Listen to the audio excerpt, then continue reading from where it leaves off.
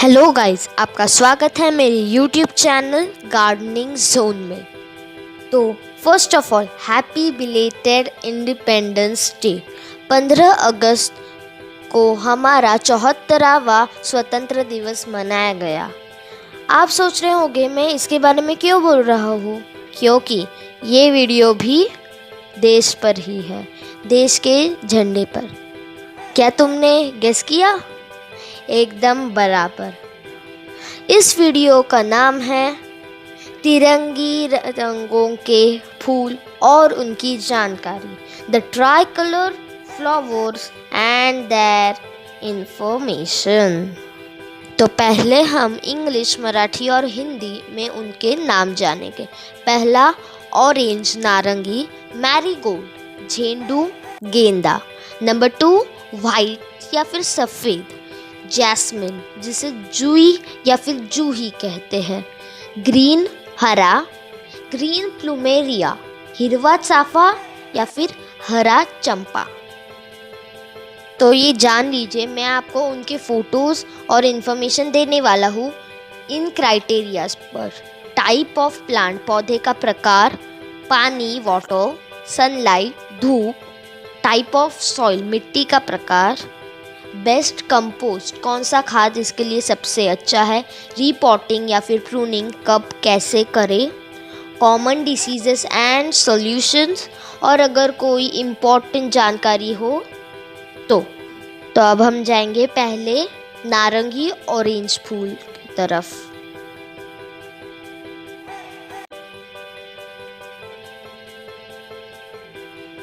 So type of plant है shrub और annual, तो डाइज विद इन 1 ईयर। जो गेंदा होता है वो नेचुरली 1 साल के बाद मर जाता है, क्योंकि उसकी लाइफ साइकिल इतनी ही होती है। पानी मॉडरेट, मध्यम पानी चाहिए, बहुत ज़्यादा बहुत कम ऐसा नहीं। सनलाइट, इसे बहुत सारी धूप चाहिए। फिर type of soil, well drained soil, ऐसा कोई स्पेसिफिक एसिडिक अल्कलाइन ऐसा कुछ नहीं, सिर्फ वो वेल ड्रेन होनी चाहिए, उससे पानी निकलना चाहिए, वहाँ वाटर लॉग नहीं रहना चाहिए। बेस्ट कंपोस्ट वर्मी कंपोस्ट या फिर काउडंग काफ़ी है। रीपॉटिंग, इससे कोई रीपॉटिंग की ज़रूरत नहीं होती अगर वो ऑलरेडी कंटेनर में ही आपने नर्सरी से लाया हो। अगर वो पॉलीथीन की बैग में है तो आपको उसे कंटेनर में लगाना होगा, वरना आप ऐसे ही रखें, क्योंकि नॉर्मली हम 1 साल बाद रीपॉटिंग करते हैं। लेकिन अगर ये प्लांट 1 साल तक ही जिंदा रहता है तो रीपॉटिंग की कोई ज़रूरत नहीं। प्रूनिंग, ऐसा कोई खास प्रूनिंग नहीं, सिर्फ जो डेड स्टेम, मरे हुए स्टेम और सूखे हुए फ्लावर्स हो उन्हें काट दीजिएगा। ये मैं हिंदी में आपको एक्सप्लेन कर रहा हूँ। अगर आपको इंग्लिश से जानना है तो आप वीडियो को पॉज कर जो स्लाइड है उससे धीरे से अच्छी तरह से पढ़ लीजिए, कोई भी डाउट नहीं होगा। अगर आपको डाउट हो तो आप कमेंट सेक्शन में कभी भी पूछ सकते हैं, मैं हर कमेंट को आंसर देता हूँ। फिर है common diseases and solutions. Marigold is not prone to diseases, ऐसा नहीं है कि इस पर ये डिसीज ज़्यादा होता है, पर अगर उसे हम ज़्यादा पानी डालेंगे, वो वाटर लॉक्ड रहेगा तो फंगस आ सकता है। और उसका सॉल्यूशन है well drain soil. Well drain soil हो तो कोई भी डिसीज़ का आना मुमकिन नहीं है।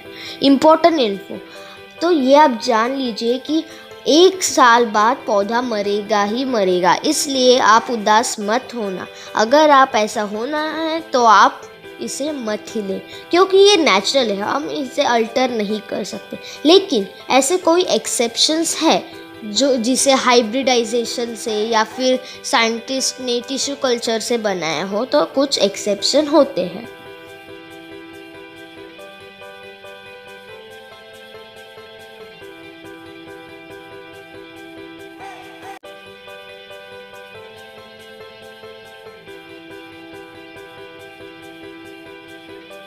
अब है नेक्स्ट फ्लावर सफ़ेद या वाइट, जिसे हम जूही या जूही जैस्मिन कहते हैं। टाइप ऑफ प्लांट, ये है क्लाइंबर वेल, ये टोटली क्लाइंबर नहीं है कि मनी प्लांट जैसे वो सपोर्ट के बिना खड़ा रह ही नहीं सकता। ये सेमी क्लाइंबर है क्योंकि वो स्टार्टिंग में अपने आप खड़ा रह सकता है, लेकिन अगर वो बहुत बढ़ने लगा, बहुत उसकी हाइट बढ़ गई, तो फिर उसे सपोर्ट की ज़रूरत होगी। वाटर ऐसा कोई सिर्फ 100 ml पानी डालना, वो भी अगर टॉप 2 इंच सॉइल सूखी हो तब ही। सनलाइट 3 से 6 घंटे की धूप तो ज़रूरी है। Type of soil, well drain soil, ये तो वेल ड्रेन सॉइल तो सबके लिए चाहिए। स्लाइटली एसिडिक, थोड़ा सा स्लाइटली एसिडिक होना चाहिए, पर इसके लिए तुम विनेगर या फिर एसिटिक एसिड, सिट्रिक एसिड ऐसा कुछ मत डालो। नेचुरली जो हमारा कंपोस्ट होता है वो स्लाइटली एसिडिक होता है, वर्मी कंपोस्ट, तो सिर्फ उसे थोड़ा ज़्यादा डालो। और फिर उसमें कोई भी इंसेक्टिसाइड ऐसा मत छिड़कना। इंसेक्टिसाइड जो अल्कलाइन होते हैं उन्हें छिड़कने से वो न्यूट्रल हो जाता है। अगर आप छिड़के तो उसके बाद थोड़ी देर बाद वापस कंपोस्ट डालना। या फिर आप ऑरेंज पील फर्टिलाइज़र भी दे सकते हैं। लिक्विड फर्टिलाइज़र, ऑरेंज पील्स को मत डालना, उस पर फंगस आता है। फिर best compost, any compost is okay but you should add it. Normally भी आप उसे ऐड कर सकते हैं, पर मेनली उसे फ्लावरिंग सीजन जून जुलाई अगस्त में देना ही चाहिए, बाकी समय तुम दे या ना दो। फिर है रीपॉटिंग, 1 साल बाद फरवरी में मोस्टली जब फ्लावरिंग सीजन ओवर हो तब। अगर फ्लावर्स आ रहे हैं तब अगर आप रीपॉटिंग करेंगे तो उसे शॉक लगेगा और वो फूल नहीं आएंगे। Pruning, dehead the stem once it has completed flowering, new nodes come from the nodes of old leaves। इसका मतलब है कि अगर एक स्टेम पर एक बार ही फ्लावरिंग आता है, फिर जो स्टेम हो उस पर फ्लावरिंग पूरी तरह से आ गई, फिर उस पर कोई काम, मतलब नए फ्लावर्स उस पर नहीं आएंगे, उस पर नया ग्रोथ नोड आ सकता है, तो उसके लिए तो ऐसे ही रखेंगे तो बहुत देर लगेगी। उसे ऑलमोस्ट हाफ हाइट से हाफ या फिर 1/3 हाइट रखेंगे और बाकी का कट करें, लेकिन वो भी किधर भी नहीं, जो ओल्ड जो लीव्स होते हैं उनके थोड़ा सा ऊपर, क्योंकि जो लीव्स होते हैं वो थोड़ी देर बाद सूख कर गिर जाते हैं, और जहाँ वो ओल्ड लीव्स थे वहाँ पर एक छोटा सा ऐसा नोड, छोटा सा ग्रोथ आता है और वो बाद में एक बड़ा स्टेम बनकर उस पर नए फ्लावर्स आते हैं। तो ये आपको जानना बहुत ही ज़रूरी है। Common diseases and solution, fungus and the solution is over watering should not be done. Important info, so if you should not water leaves. If you water the leaves, means sprinkle water leaves or the flowers, it may catch fungus and the plant may die.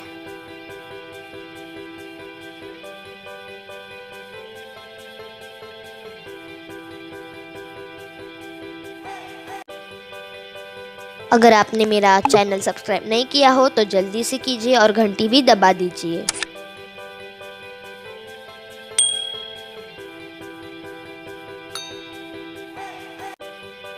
Next है हरा चंपा।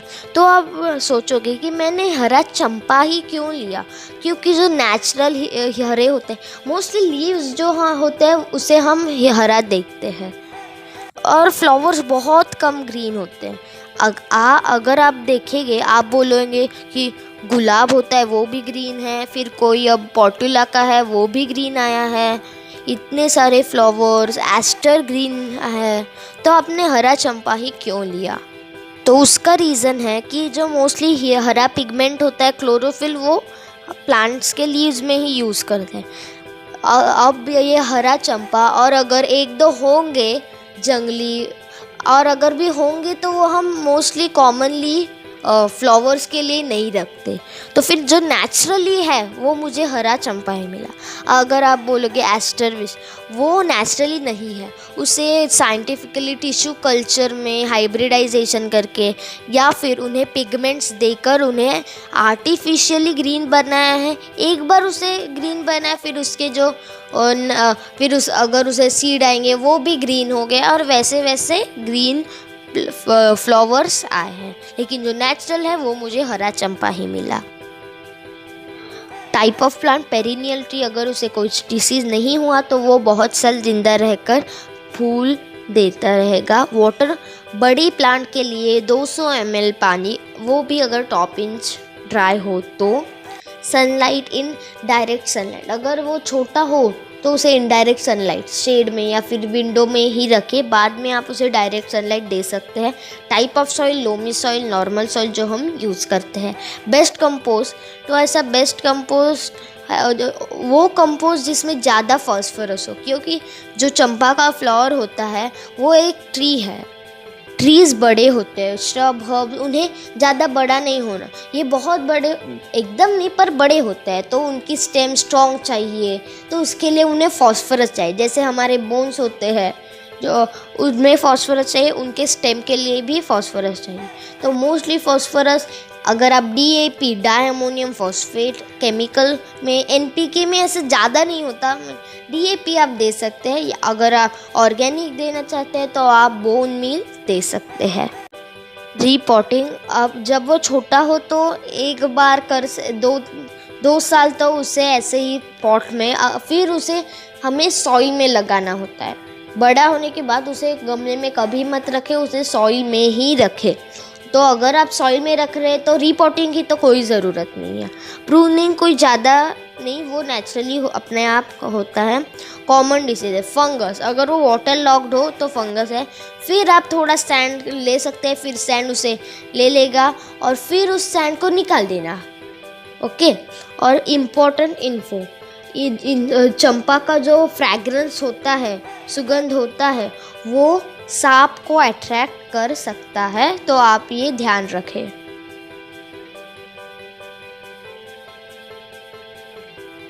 तो ऐसे हमारे तिरंगी फूल हो गए हैं ख़त्म। Thank you guys for watching, subscribe me for more videos and watch my cool videos on gardening tools and how to use them and the different types of pesticides. Please like, share and subscribe.